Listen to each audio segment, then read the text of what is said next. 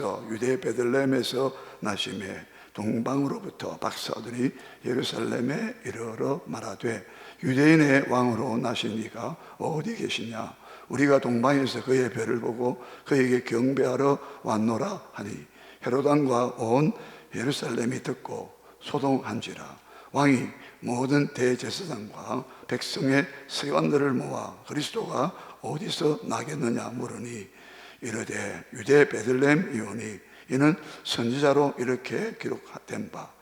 또 유대 땅 베들레헴아 너는 유대 고을 중에서 가장 작지 아니하도다. 내게서 한 다스리는 자가 나와서 내 백성 이스라엘의 목자가 되리라 하였음이니이다. 아멘. 11절 좀 뛰어넘어서 11절 시작. 집에 들어가 아기와 그의 어머니 마리아가 함께 있는 것을 보고 엎드려 아기께 경배하고 보배압을 열어 황금과 유향과 몰약을 예물로 드리니라. 아멘. 예. 오늘 이 본문의 말씀은 왜 예수님께서 유대인의 왕으로 또 본 밑에서 그리스도가 어디서 나겠느냐? 유대인의 왕 그리스도, 예수님께서 하나님께서 보내셔서 이 땅에 보내셔서 우리에게 오셨을 때에 마태복음은 이 예수님을 왕으로 오신 그리스도, 하나님께서 특별한 목적이 있어서 기름 부어 세우신 세 가지 삼중 직분, 왕, 제사장, 선지자, 이걸 그리스도라 부르는데 그 직분을 또 그 직분 받은 사람을, 그런데 특별히 왕과 제사장과 선지자 중에서 그리스도의 삼중 직분 가운데서 이 마태복음은 왕이라고 하는 그리스도, 특별히 다윗 왕과 같은 다윗 왕. 그래서 마태복음 보면요 정확하게 7번 다윗의 자손이에요. 우리를 불쌍히 있었어. 두 소경, 또 가나안 땅에, 가나안이 아니라 수르보닉의 여인이 다윗 자손이여 나를 불쌍히 있었어. 내 딸이 흉악한 귀신 들렸나이다. 처음은 다윗 자손이요. 7번 나옵니다. 마태복음 9장, 20장, 12장, 15장, 또 22장. 나중에 한번 찾아볼 기회가 있으면 찾아보십시오. 전부 다 다윗 자손이에요. 특별히 마태복음 22장에 보면은 바리새인들이, 예수님이 질문을 하시죠. 바리새인들에게 모여 있었을 때, 바리새인들이 모일 때에 예수님 질문합니다. 그들에게. 그 당시 유대교의 종교 지도자들이니까 너희들 그리스도에 대해서 어떻게 생각하냐? 그리스도에 대해서 어떻게 생각하고 있느냐 물었습니다. 예수님이. 그때 바리새인들이 어떻게 대답했습니까? 또 주님이 재차 물었죠. 뭐라고? 누구라고 생각하느냐? 그리스도에 대해서 어떻게 생각하느냐? 그런데 그 그리스도가 누구라고 생각하느냐? 어떻게 생각하느냐? 누구라고 생각하느냐? 이렇게 재차 물었을 때에 바리새인들 대답이 다윗의 자손입니다 라고 말했습니다. 바리새인들은요 지금 그리스도가 오시는데 다윗의 자손으로서, 지금 다윗왕과 같은, 그 당시 다윗이 구약 시대에 그 모든 나라를 다, 주변의 나라를 정복했잖아요. 사무엘 하 7장에 다윗이 어디로 가든지 내가 너와 함께 하겠다. 하나님 약속하셨죠. 언약을. 너가 어디로 가 내가 너와 함께 하겠다. 또 너를 내가 존귀한 자로 만들어준다. 성성장구했잖아요. 모든 전쟁에서 다 이겼습니다. 왜? 하나님께서 그와 함께 하시기 때문에. 그래서 예수님 당시에 바리새인들, 백성들의 지도자뿐만 아니라 모든 백성들조차도 전부 다 예수님께서 귀신 들려서 벙어리 되고 말 못하는, 또 기가 먹은 그 사람을 고쳐줬을 때에 사람들이 뭐라 했습니까? 야, 이분이 바로 다윗 자손이 아니냐. 사람들도, 평백성들도 이분이 바로 너무 놀라운 기적을 행하니까, 이분이 우리가 바라던 그 다윗 자손, 사무엘하 7장에서 하나님께서 다윗의 아들 오시는, 다윗의 자손으로 오시는 그 언약을 했지 않습니까? 그 나라가 영원한 나라가 되고 그 위가, 왕위가 내가 견고케 하리라 3번이나. 그 다윗의 언약에서 하셨던 바로 다윗의 다윗의 자손으로, 후손으로 오시는 바로 그런 왕으로 오시는 메시아 그리스도가 아니냐. 왜? 로마의 학정과 로마의 압제로부터 정치적으로 해방시켜 줄 그런 정치적인 그리스도, 정치적인 구원자 메시아, 왕적인 권세를 가지고 있는 그런 메시아, 그 메시아를 사모했단 말입니다. 그런데 성경은 그 사람들이 이상적으로 그리고 바라고 사모하던 그런 왕적 메시아가 아니라, 오늘 성경은 마태복음은 자꾸 다윗 자손이긴인데, 다윗의 씨로 후손으로 오시는 왕적인 그리스도이긴 이신데, 세상 사람 바라고 있는 그런, 기대하고 있는 그런 내용과 전혀 다른, 완전히 다른 이 왕으로 오시는 그리스도, 어떤 그리스도냐, 그것을 마태복음에는 아주 놀랍게 말하고 있습니다. 자, 오늘 본문에서 보세요. 본문 2장 2절을 보시기 바랍니다. 2장 2절 다시 읽겠습니다. 시작. 유대인의 왕으로 나신 이가 어디 계시냐? 우리가 동방에서 그의 별을 보고 그에게 경배하러 왔노라 하니.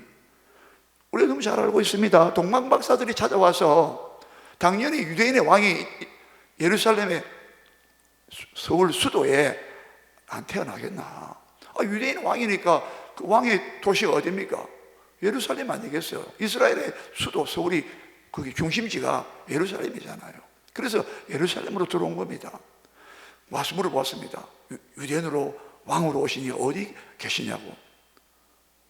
왜? 동방박사들은 별을 보고, 그의 별을 보고 찾아왔는데, 예루살렘 사람이나 이스라엘 유대인들은 이미 벌써 감지하고, 벌써 이 메시아, 유대인의 왕으로 오시는, 통치자로 오시는, 다스리는 자로 오시는 그 메시아를 발견하고, 어디서 태어났는가? 아마 예루살렘 아니면 옆에 근거라든지 벌써 다 알고 있으라고 짐작하고 이게 물은 거죠. 자, 오늘 여기서 우리는 뭘 생각하느냐? 유대인으로 왕으로 오신 이 예수가 어디 계시냐? 그리스도 어디 계시냐? 물었잖아요. 이 사람들도 이 그리스도에 대한 정체를, 그 내용을 성경이 말하는 대로는 잘 몰랐을 것입니다. 우리는 그렇게 추측합니다. 분명히 그런 어떤 정치적으로, 물리적으로 로마의 압제에서 해방시켜주는 민족적인 구원자, 그런 왕의 권세를 갖고 있는 그리스도가 오신다고, 그런 왕으로, 그렇기 때문에 유대인의 왕으로 그렇게 생각하고 오긴 왔다 이 말이죠. 그런데 성경은 아니라고 말한다. 우리는요, 성경을 볼 때마다 우리의 생각과 사고와 우리의 기대와 모든 것들을 성경에 다 맞추어서 다시 재편집을 해야 되고, 각색을 해야 되고, 수정 보완을 해야 되고, 성경이 말하는 대로 우리가 생각이 달라지고, 가치관이 달라져야 됩니다. 마태복음 21장 5절 펴보세요. 마태복음 21장 5절.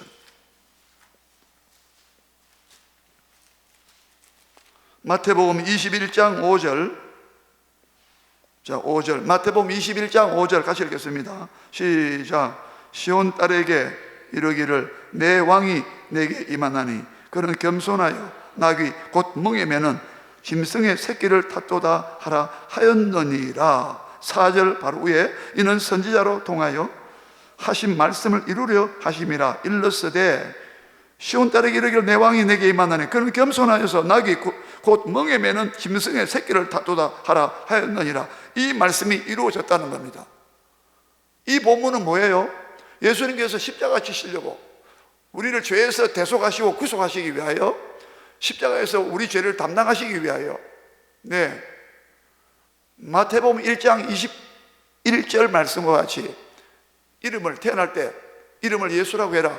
자기 백성을 그들의 죄에서, 저희 죄에서 구원할 자다. 천사가 요셉이 알려준 대로 예수님께서 마태복음 21장에 예루살렘으로 입성했습니다.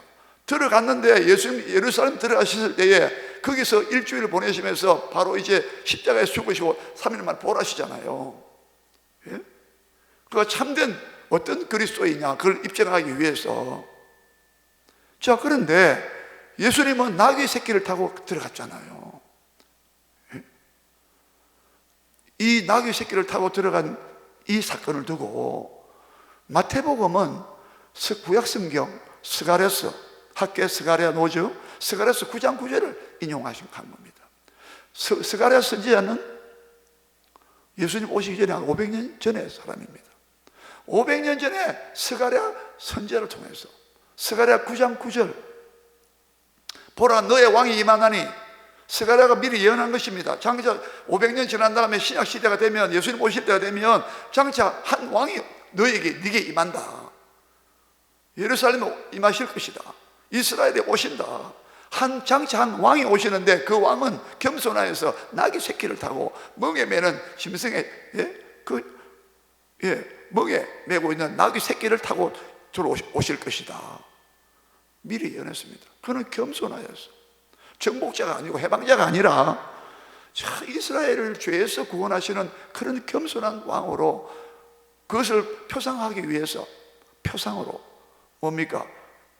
말을 타고 오지 않고 나귀 새끼를 타고. 나귀는 아주 약하잖아요. 나귀도 새끼야, 새끼. 예? 여기서 우리는 뭘 이야기하고 있습니까? 이 그리스도는 어떤 그리스도냐? 자기 백성을 저희 죄에서 구원하시는 그리스도이시다, 이 말입니다. 예. 우리 요한복음 18장에서 37절 보면은 빌라도 총독하고 로마 총독 예수님과 대화가 있습니다. 그때 빌라도 이를 물었습니다. 너가 유대인의 왕이냐? 똑같은 질문합니다. 지금 유대인들이 막 넘겨줘서 체포해가지고 지금 빌라도 총독 앞에, 로마 총독에 끌려왔습니다. 근데 가만히 정황을 보니까 이 사람이 반란죄나 로마의 한그 반란죄가 없고, 예? 또 이스라엘 법에 특별하게 또 없는데, 대제사장과 서기관 장로들이 저렇게 시기 질투해서 아마 했구나 판단한 거죠. 그래서 물어봤어요. 당신이 이스라엘 유대인의 왕이 맞냐고. 예수님 뭐라 대답했습니까? 맞다. 나는 뭐? 네 말대로 나는 왕이다. 근데 나의 나라는 내가 어떤 나라의 왕인 줄 아느냐? 나의 나라는 이 세상에 속한 것이 아니다. 여기에 속한 것이 아니다. 네. 그러면 여러분, 예수님께서 어떤 나라의 왕이십니까? 이 세상에, 나의 나라는 my kingdom, 나의 나라는 이 세상에 속한 것이 아니고 여기에 있는 것이 아니다 그랬습니다. 세상 나라의 왕이 아니라면, 세상 로마 나라의 정부를 쳐부수고 이스라엘을 구원해내는, 자유를 주고 해방 주는 그런 왕이 아니다 이 말이죠. 그럼 어떤 나라의 왕으로 오셨단 말입니까? 마태복음 5장 갑시다.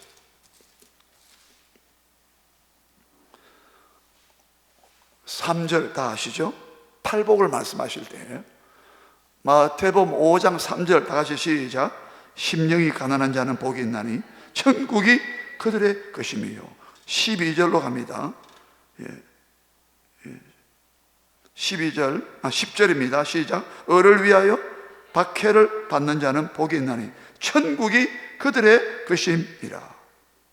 자, 여기서 뭐가 나왔습니까? 어떤 나라가 나왔습니까? 천국이 나왔어요. 예수님은 하늘나라의 왕이시다 이 말입니다. 자, 보세요. 지금 이 땅에 정치적으로 어떤 권력을 행사하는 그런 어떤 왕이 아니라 천국이 가까웠다. 우리 4장에서 회개하라. 예수님이 처음 공적인 생애를, 공적 사역을 하시면서 제일 먼저 첫 번째 음성이 뭐였습니까? 회개하라. 천국이 가까웠더라고요.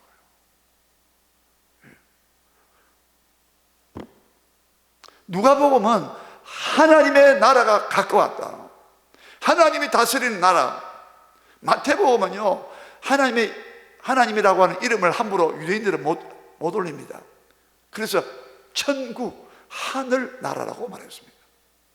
예수님은 이 땅에 오셨을 때에 하늘 나라의 천국의 왕으로 오신 것을 말합니다.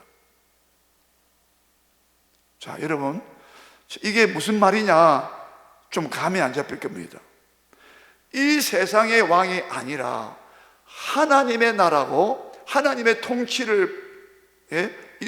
이루어지는 나라의 왕이고, 여러분, 이 세상은 하나님의 법에, 하나님의 뜻에, 하나님의 말씀에 다스림 받고 순종하는 하나님 나라가 아니라 마귀가 다스리고, 마귀가 이 세상 임금이라고 예수님께서 요한복음 12장, 14장, 16장에 세 번이나 이 세상 임금은 다스리는 자는 마귀라고 했습니다. 예수님께서 시험 받을 때 세 번째 시험이 뭐였습니까? 마태복음 4장에서 마귀가 천하 만국의 영광을 보여주면서 네가 나에게 절하면 이 모든 만국의 이 만국의 세상입니다. 세상 나라의 영광을 네게 주겠다고 했습니다. 자, 보세요. 이 세상은 하나님의 뜻에 순복하지 않고 순종하지 않아요.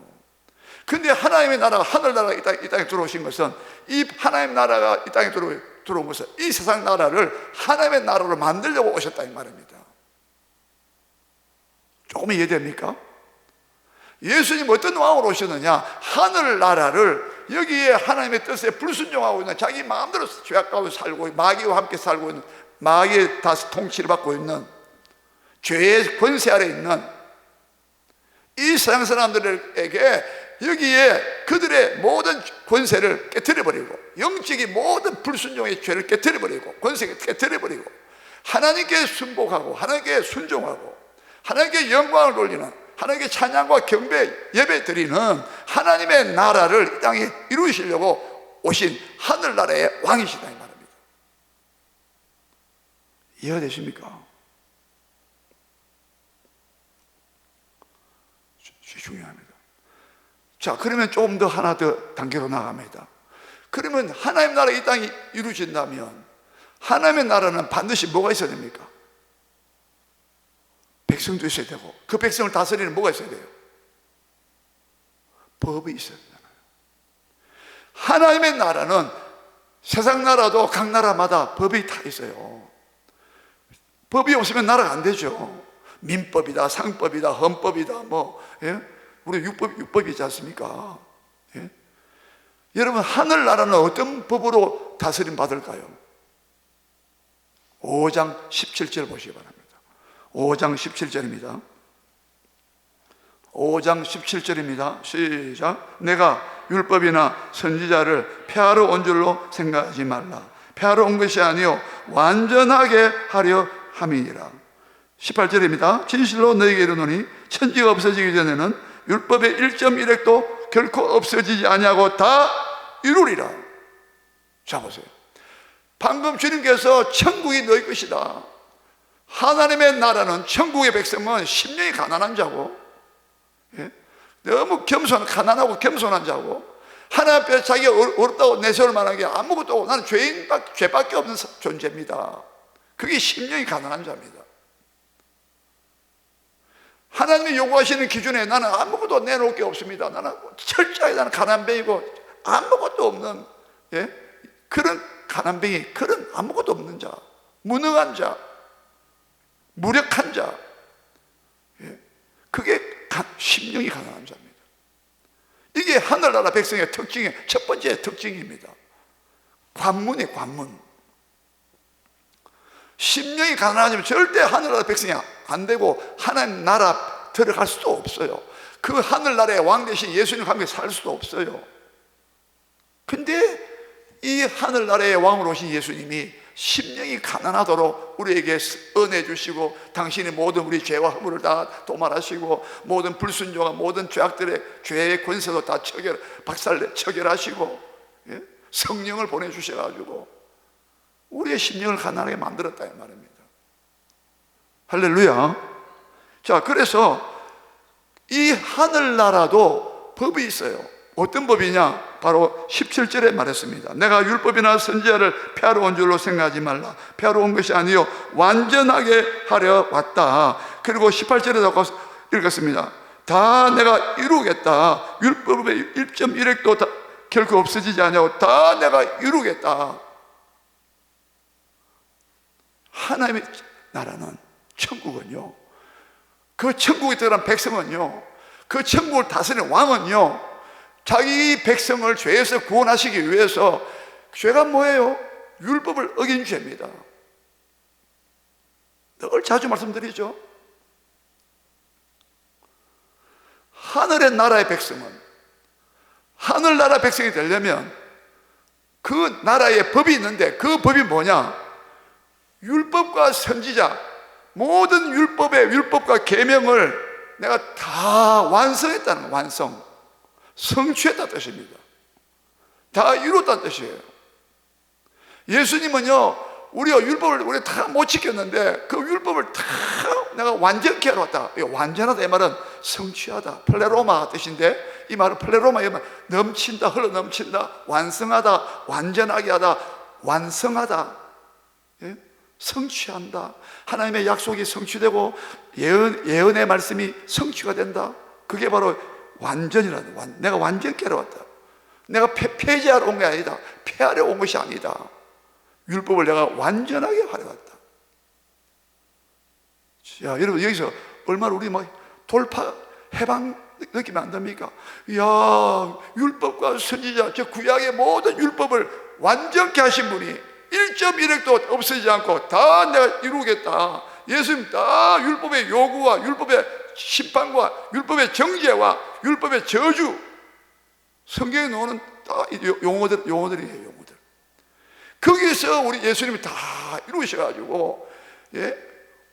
이 하늘 백성들은 하늘나라 왕이 그 법을 다 이루어주셔가지고 이 하늘나라 왕으로 오신 메시아 그리스도를 영접하고 믿기만 하면, 예? 죄가 사해지고, 예?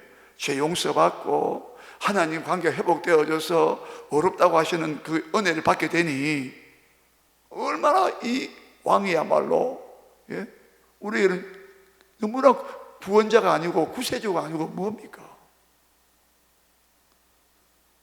이해됩니까? 자, 보세요. 왜 예수님은 하늘나라의 왕으로 오셨나? 오늘, 예? 설교 제목이, 여러분 답은 어떻게 하셔야 되겠습니까? 나를 하늘 백성으로, 하나님 나라 천국 백성으로 만드시기 위해서 천국의 법은요, 무슨 법이라고요? 모든 율법의 법을 다 이루어진 사람만 가는 거예요. 천국의 법은요, 율법을 다 온전히 이룬 사람만 가는데, 우리는 못 이뤘으니까. 누가 이뤘어요? 그 왕 되시는 예수님의 십자가와 부활을 통해서 그 법을 다 이루어버렸단 말이에요. 완성. 예? 이해가 됩니까? 그 나라의 왕으로 오셨다 이 말이에요. 그 나라의 백성으로 만들기 위해서 이 땅에 오셔서 십자가 지시고 부활하셨다 이 말입니다. 이해가 됩니까? 여러분, 이걸 잘 아셔야 됩니다. 예수 어떤 왕이냐고요? 하늘나라의 왕으로 오셨는데, 그 하늘나라 백성은 자격이 될 조건은 뭐냐? 그 하늘나라의 법은, 그 율법을 다 완전히 다 이룬 자만이 들어갈 수 있는 하나님의 나라 천국이란 말이에요. 그런데 예수님만이 율법을 다 완전히 성취하시고 다 1.1도 다 이루신, 완성하신 이 하늘나라의 왕이 바로 메시아 예수님이다 이 말이에요. 이해됩니까? 자, 두 번째는 뭐겠어요? 어떤 왕이시냐? 두 번째는, 여러분, 왕하면 이미지가 뭡니까? 왕하면은, 대통령 하면 떠오르는 이미지가 뭐예요? 권세잖아요. 왕의 권세잖아. 이 하늘나라의 왕은 이 세상에 어떤 왕도 못하는 놀라운 권세와 특권을 가진 왕이에요. 그 권능이 대단하단 말이에요. 첫 번째 어떤 권세였습니까? 소자야 안심하라. 마태복음 9장 2절에 소자야 안심하라, 작은 자여 안심하라, 너 죄의 사함을 받았느니라. 어이구, 사람들이 막 옆에서 수군수군 됩니다. 저 사람은 누구간데 하나님만이 죄를 사할 수 있는 권세가 있는데 저 사람은 누군데 감히 죄를 사한다 그러느냐. 하늘나라의 왕이신 예수님은, 이 메시아는, 그리스도는 하늘나라의 왕이기 때문에, 그분은 죄가 없는 분이기 때문에, 하나님의 아들이시기 때문에, 그분은 우리의 죄인들의 죄를 능히 사할 수 있는, 죄를 사하시는 권세가 있는 왕이시다 이 말입니다. 여러분, 우리가 이 왕을 모시고 믿고 있습니다. 어떤 세상의 왕도 인간이 죄 때문에 멸망하는 거기서 건져내는 죄의 권세를 파해버리는 그런 권세 가진 세상의 왕들은 하나도 없었습니다. 왕들은 더 죄 권세 가지고 더 탐욕과 죄를 짓고 말았죠. 또 어떤 우리 하늘나라의 왕 되신 그리스도는 어떤 권세를 우리에게 보여줬습니까?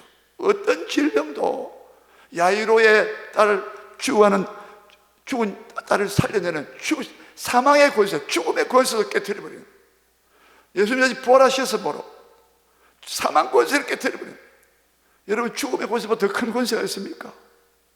히브리서 2장 14절 15절 말씀과 같이 사망의 권세를 가진 마귀를 없이 하시며, 예수님께서 우리가 똑같은 한 혈육과 한 모양으로 육체에 속하신 것은, 즉 성육신하신 것은 사망의 죽음의 권세 가진 마귀를 없애버리기 위해서 오셨다고.